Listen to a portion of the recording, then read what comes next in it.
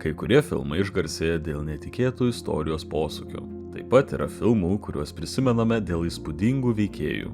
Tačiau kartais pasirodo kūriniai, kurie įsirėžia į atmintį dėl visai kitų priežasčių. Jie sugeba užčiuopti kažką universalaus apie žmogaus prigimtį ir visuomenę. Kažką, kas nepraranda aktualumo net po kelių dešimtmečių. 1995 metais pasirodęs tamsus Davido Fincherio kino šedevras 7 yra vienas tokių kino kūrinių. Fincheris sukūrė ne vien kriminalinį trilerį. Jis sukūrė patirtį, kuri įsigeria po odą ir lieka ten ilgai. Su jumis sveikinasi kinomanija.lt. Šiandien pakalbėsime ne tik, kodėl 7 yra absoliučiai išskirtinis kinematografinis monumentas, bet ir apie tai, ko dauguma žiūrovų ko gero apie jį nežino. Įsimintinas detalės, atkaklę kūrėjų kovą su studija, apie sprendimus, kurie galėjo šį filmą visiškai sunaikinti ir apie vieną drąsiausių finalinių scenų Holivudo istorijoje. Pradėkime nuo to, ką dauguma mūsų žino. 12 dienų iki pensijos detektyvas Somersetas, kuris santūriai įkūnija Morganas Freemanas, gauna naują partnerį – jauną, impulsyvų Brado Pitto vaidinamą Davey Millsą. Jų pirmoji bendra byla iš karto praneša, kokio tono bus visas filmas. Žmogus nužudytas prie maistu nukrauto stalo. Tada seka dar vienas lavonas ir dar kitas. Žudikas vykdo kiekvieną nužudymą kaip teatrinę instaliaciją, paremtą 7 mirtinomis nuodėmėmis iš krikščioniškos tradicijos. Apsirijimas, godumas, tingumas, geismas, puikybė, pavydas, rūstybė. Vienas genialiausių filmo sprendimų yra tai, kad veiksmas vyksta mieste, kuris neturi pavadinimo. Mes niekada nesužinosime, kur tiksliai esame. Ir tai nėra atsitiktinumas. Įdomu tai, kad Fincheris sąmoningai vengia romantizuoti miestą. Čia nėra gražių panoramų ar įsimintinų architektūrinių simbolių. Miestas atrodo tarsi nuolat pūvantis organizmas. Tai vieta, kurioje žmonės gyvena vienas šalia kito. Tačiau iš tikrųjų yra visiškai vieniši. Beveik visą filmą lyja, dangus pilkas, gatvės perpildytos, kiekviename kadre juntamas nuovargis. Būtent dėl šios priežasties Johno Doe filosofija tampa tokia pavojinga.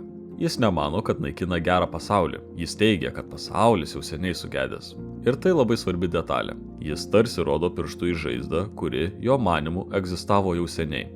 Žinoma, filmas niekada nepateisina jo veiksmų, bet kita vertus priverčia susimastyti. Kodėl jo žodžiai kartais skamba nepatogiai logiškai? Ir būtent čia prasideda tikroji filmo analizė. Pirmiausia, kaip šis filmas apskritai atsirado, nes tai yra beveik stebuklas. Scenarijų parašė Andrew Kevinas Walkeris, tuomet dirbęs eilinių pardavėjų Tower Records muzikos parduotuvėje New York'e. Jis rašė 7 kaip savo asmeninę reakciją į miestą, kuris jam atrodė pūnantis iš vidaus. Pilnas beviltiškumo, smurto ir abejingumo. Scenarijus kelis metus gulėjo stalčiuose, kol pagaliau pasiekė studijos rankas. New Line Cinema jį nusipirko su viena sąlyga – pabaiga turi būti pakeista. Studija norėjo, kad kažkas baigtųsi gerai, nes taip dera Holivude. Ir vis dėlto būtent čia įvyko paradoksas. Fincheris susidomėjo projektu todėl, kad perskaitė pirminę scenarijaus versiją su originale niūria pabaiga. Kai sužinojo, kad studija svarsto ją keisti, režisierius pareikalavo būtent to varianto, kurį buvo skaitęs pirmą kartą. Įdomu ir tai, kad scenarijus gimė iš labai asmeninių scenarijaus autoriaus išgyvenimų. Atsikraustęs gyventi į New Yorką, jis jautėsi izoliuotas, pavargęs ir nusivylęs aplinkinę visuomenę, bei matomu vis didėjančiu nusikalstamumu.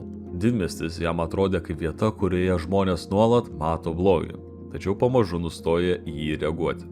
Šis jausmas persikėlė į kiekvieną scenarijaus puslapį ir tapo kertinė filmo 7 idėja.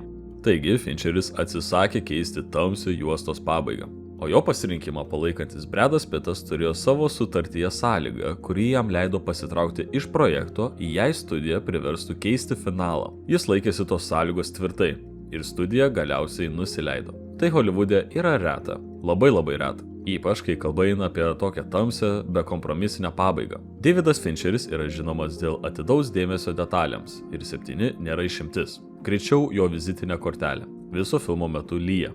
Kiekviena išorinė scena yra po lietumi arba jo šešėlyje. Tai nebuvo atsitiktinumas ir ne gamtos kaprizas. Fincheris sąmoningai nusprendė, kad saulė šiame filme beveik nepasirodys. Miestas yra skaistykla. Amžinas pilkumas, kuriame šviesos spindulys reikštų viltį, o vilčiai čia nėra vietos. Vienintelė scena su saulės šviesa ir atviromis erdvėmis yra pati paskutinė – laukas už miesto. Ir kaip tik ten viskas galutinai sugriūva. Tai nėra atsitiktinumas, tai žiaurus ir išmintingas poetinis režisieriaus sprendimas. Taigi, filmo centre yra du detektyvai, kurie iš pirmo žvilgsnio primena klasikinį kriminalinio kino duetą – patyrusį veteraną ir jauną, ambicingą pareigūną. Somersetas ir Millsas nėra tiesiog du policininkai sprendžiantis bylą. Jie tampa dviem skirtingomis reakcijomis į pasaulį, kuriame blogis atrodo visur esantis. Morgano Freemano ramybė, inteligencija ir natūralus autoritetas leidžia personažui tapti filmo moraliniu centru. Netgi tada, kai Somersetas kalba apie baisiausius nusikaltimus, jis niekada nepraranda savitvardos. Ir būtent dėl to jo nusivylimas pasauliu atrodo toks įtikinamas. Somersetas per ilgus darbo metus matė tiek smurto ir žiaurumo, kad beveik prarado tikėjimą žmonėmis. Vis dėlto toks požiūris nėra įgimta savybė, o veikiau daugelio metų darbo pasekmė. Jo priešingybė – detektyvas Davidas Millsas, kurį idealiai suvaidino Bradas Pittas. Millsas nėra genialus detektyvas, jis dažnai klysta, priima impulsyvius sprendimus ir leidžia emocijoms užvaldyti situaciją, tačiau būtent tai daro jį žmogišku. Skirtingai nei Somersetas, Millsas vis dar tiki, kad jo darbas turi prasmę. Jis tiki teisingumu, tiki įstatymu ir tiki, kad blogi žmonės gali būti sustabdyti. Nors nuolat konfliktuoja su vyresniuoju partneriu, iš tikrųjų jis įkūnė tai, kuo Somersetas kadaise buvo pats. Būtent todėl jų santykis primena ne tik partnerystę, bet ir dviejų skirtingų gyvenimo etapų susidūrimą. Iš esmės, visas filmas tampa diskusija tarp šių dviejų vyrų. Somersetas klausia, ar pasaulis apskritai vertas pastangų, o Millsas tiki, kad net ir blogiausiamis aplinkybėmis žmogus privalo kovoti. Vienas mato tik nuosmukį, kitas galimybę kažką pakeisti. Ir būtent todėl Johnui Doe jie tampa tokiais svarbiais. Šis nesirenka jų atsitiktinai. Žudikas supranta, kad jo planas nebus užbaigtas vien žmogžudystėmis. Tam reikės dviejų žmonių, kurie į blogį reaguoja visiškai skirtingai. Tai vienas įsimintiniausių kino antagonistų, nors paradoksalu, kad apie jį žinome labai mažai. Filmas niekada neatskleidžia jo tikrojo vardo, praeities ar konkrečių priežasčių, dėl kurių jis tapo serijiniu žudiku.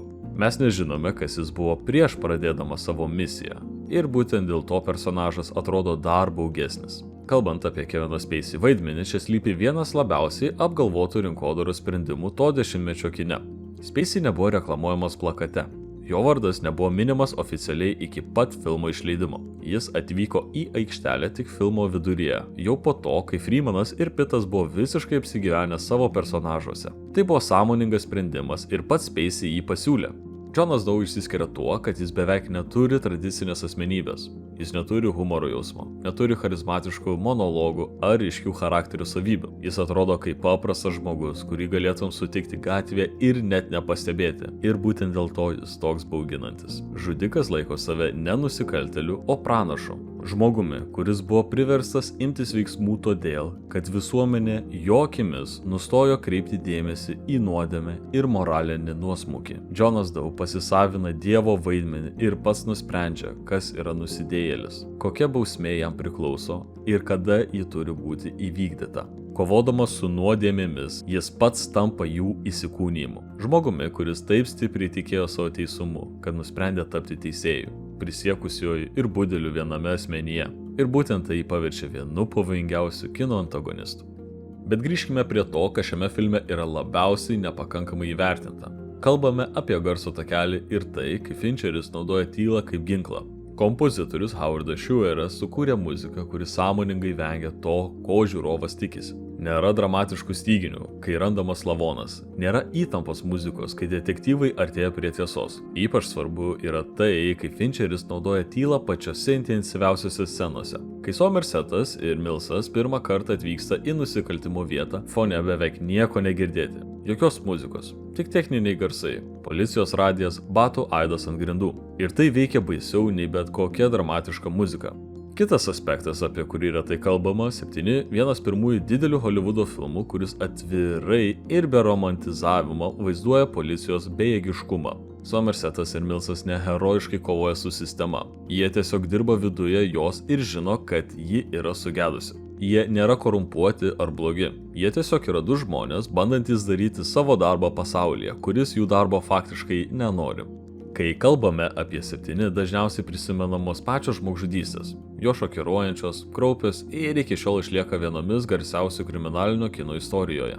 Tačiau daug įdomiau pažvelgti ne į jų žiaurumą, o į tai, ką jos simbolizuoja. Pirmoji auka tampa apsirijimo nuodėmės simboliu. Nutukęs vyras priverčiamas valgyti iki mirties. Iš pirmo žvilgsnio tai atrodo kaip grotestiškas nusikaltimas.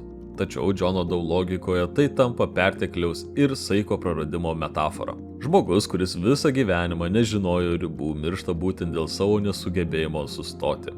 Antroji auka – godumas. Sėkmingas advokatas, susikrovęs turtus, gindamas pinigus ir interesus, priverčiamas pažodžiui sumokėti savo kūnu. Čia jau pradeda ryškėti svarbi detalė.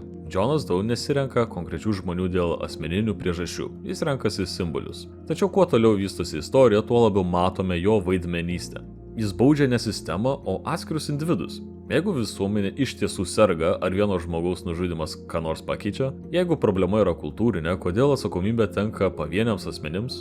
Šių klausimų Johnas Doe niekada neatsako, nes jo tikslas nėra teisingumas, jo tikslas yra spektaklis. Tai ypatingai atsiskleidžia tinginystės nuodėmės scenoje. Vyras metus laikytas gyvas tarp gyvybės ir mirties tampa viena labiausiai šokiruojančių filmo scenų. Tačiau dar svarbiau yra tai, kad šis nusikaltimas atskleidžia Johno Doe apsėdimą savo misiją. Čia jis jau nebeatrodo kaip žmogus norintis perduoti žinią, o veikiau kaip asmuo visiškai paskendęs savo ideologijoje. Ir tai ne koks moralinis kryžiaus žygis, tai fanatizmas. Dar aiškiau tai atsiskleidžia geismo ir puikybės nuodėmėse. Geismo žmogžudystė tampa viena žiauriausių visame filme, nes auka tampa ne tik nužudyta moteris, bet ir vyras priverstas tapti nusikaltimo įrankiu. Ši scena svarbi tuo, kad pirmą kartą parodo ne tik fizinį smurtą, bet ir ilgalaikę psichologinę traumą. Tuo tarpu puikybės nuodėmė skleidžia kitą Johno Doe prieštaravimą. Moteriai suteikiamas pasirinkimas gyventi subjaurotai arba mirti išsaugant savo grožį. Visgi šis pasirinkimas yra iliuzija, nes abi baigti sukurto žmogaus, kuris save laiko aukštesniu už kitus. Tačiau finalas atskleidžia visai ką kitą. Jis pats nėra atsiribojęs nuo nuodėmių, priešingai tampa pavydo įsikūnijimu. Matydamas Milso gyvenimą, jo žmoną ir galimybę būti laimingu, jis pajunta tai, ką visą filmą smerkia kitose žmonėse. Šis atskleidimas svarbus todėl, kad galutinai sugriauna jo kaip moralinio teisėjo įvaizdį. Jis toks pats nuodėmingas kaip ir visi kiti. Kai Johnas Doe pats pasiduoda policijai, filmas sąmoningai sugriauna tradicinę kriminalinio trilerio struktūrą. Važiuodami į dykynę, Somersetas ir Milsas vis dar mano kontroliuojantį situaciją ir tiki, kad vyksta gelbėti paskutinių aukų. Tačiau iš tiesų jie jau seniai tapo Johno Doe plano dalimi. Staiga paaiškėja, kad visos ankstesnės žmogžudystės buvo tik pasiruošimas. Tikrasis finalas visada buvo skirtas jiems. Yra ir dar vienas sluoksnis, kurį verta aptarti. 7 yra filmas apie 2 skirtingus santykius su viltimi, bet jis taip pat yra filmas apie 2 skirtingus santykius su miestu. Somersetas miestą pažįsta taip gerai, kad jo nebemyli. Milsas į miestą atvyko iš mažesnio miestelio kartu su žmona. Pilnas energijos ir planų. Jie abu gyvena tame pačiame mieste, bet iš esmės gyvena skirtingose pasauliuose. Somerseto pasaulis yra bibliotekos, Dantės dieviškoji komedija, Milto prarastasis rojus. Jis ieško atsakymų tekstuose, nes realybėje jų neberanda. Milso pasaulis yra gatvė, veiksmas, konfrontacija. Ir ironija yra ta, kad būtent Somerseto pasaulis, tas knygų ir bibliotekų pasaulis, padeda jiems suprasti žudiką. O Milso aplinka, tas tiesioginio veiksmo pasaulis, galiausiai jį sunaikina. Johnas Doe šią dinamiką supranta geriau nei bet kas kitas filme. Jis žino, ko Milsas negali atlaikyti ir jis naudoja tai su tokiu šaltu tikslumu, kad paskutinė scena atrodo ne kaip žudiko triumfas, o kaip ilgai planuoto eksperimento rezultatas. Viena garsiausių filmo scenų neatsiejama nuo paprastos kartoninės dėžės, tapusios kone kultūriniu simboliu. Fincheris niekada tiesiogiai neprodo jos turinio. Žiūrovas, kaip ir Somersetas, informaciją gauna fragmentiškai ir pats susidėlioja visą vaizdą. Tai vienas iš tų retų atvejų kine, kai nutylėjimas sukuria daug stipresnį efektą nei parodymas. Tam tikrą prasme ši scena primena garsųjų lagaminą iš bulvarinio skaitalo. Skirtumas tas, kad Tarantino lagaminas išlieka paslaptimi, o 7 dėžė tampa siaubinga tiesa. Kai paaiškėja, kad Johnas Doe įkūnija pavydą, o Milsui skirta tapti pykčio nuodėmės atvaizdu, filmas pereina į visiškai kitą lygmenį. Johnas Doe nori įrodyti savo teoriją apie žmogaus prigimtį, kad net geriausi žmonės galiausiai palūš, kad kiekvienas žmogus turi ribą ir kad moralė yra kur kas trapesnė nei mums norėtųsi tikėti. Skaudžiausia tai, kad jam pavyksta. Nuspausdamas gaiduką, Milsas ne tik nužudo Johną Doe, bet ir užbaigė jo kūrinį. Būtent todėl ši pabaiga tapo legenda. Blogis čia nėra nugalimas. Priešingai, jis pasiekė savo tikslą. Džonas Doe miršta žinodamas, kad jo planas buvo įvykdytas. Dėl šios priežasties studija ilgą laiką priešinosi originaliam finalui, nes jis nesutikė paguodos, nepasiūlo katarsio ir neleidžia žiūrovui išeiti iš kino salės su jausmu, kad teisingumas triumfavo. Filmų istorijoje yra scenų, kurios tampa kultūriniais simboliais. Ir kas yra toje dėžėje, yra viena iš jų. Tačiau tai, ko dauguma nežino. Originaliame scenariuje buvo konkrečiai ir labai detaliai aprašyta, kas joje yra. Tas aprašymas buvo toks grafiškai žiaurus, kad keli žmonės, skaitę scenarijų, atsisakė dirbti su projektu. Fincheris nusprendė, kad tai, ko nematome, yra baisiau nei bet kas, ką galime parodyti. Jis atėmė iš žiūrovo tą informaciją ir paliko jį su savo vaizduote ir tik milisekundę trunkančių kadrų parodančių Milso žmonos veidą. Tai yra vienas brandžiausių kūrybinių sprendimų Holivudo kino istorijoje. 7 iš esmės yra pasakojimas apie du žmonės, kurie abu yra teisūs. Somersetas teisus, kad šis pasaulis yra per daug sugedęs, kad vienas žmogus galėtų jį pakeisti. Milsas teisus, kad pasiduoti reiškia leisti blogiui laimėti be kovos. Ir Džonas Doe, kad ir kaip tai skambėtų nepatogiai, taip pat yra teisus bent vienu dalyku, kad mes visi matome blogį aplinkui ir dažniausiai nieko nedarome. Skirtumas tarp jo ir mūsų yra tik tas, kokį atsakymą į tą pastebėjimą mes pasirenkame. Galbūt Džonas Doe tiesiog padarė tai, ką daugelis mūsų tik pamasto. Tai nėra patogi mintis. Geri filmai duoda atsakymus. Didieji filmai užduoda klausimus, kurie lieka su tavimi metų metus. 7 priklauso antrai kategorijai. Ir tai yra priežastis, kodėl mes apie jį vis dar kalbame praėjus 3 dešimtmečiams. Kai filmas baigėsi ir Somersetas tarė paskutinius žodžius apie tai, kad pasaulis yra vertas kovos, visi ekrane esantys žmonės ir kartu žiūrovai žino, kad jis pats tuo abejoja. Tas atotrukis tarp to, ką jis sako, ir to, ką mes jaučiame, yra tikrasis 7 palikimas. Dėkui, kad žiūrėjote. Su jumis buvo kinomania.lt. Jei ši apžvalga jums patiko, spauskite patinka. Prenumeruokite kanalą ir palikite komentarą žemiau, kokį filmą ar serialą norėtumėt pamatyti kitose laidose. Iki kitų kartų.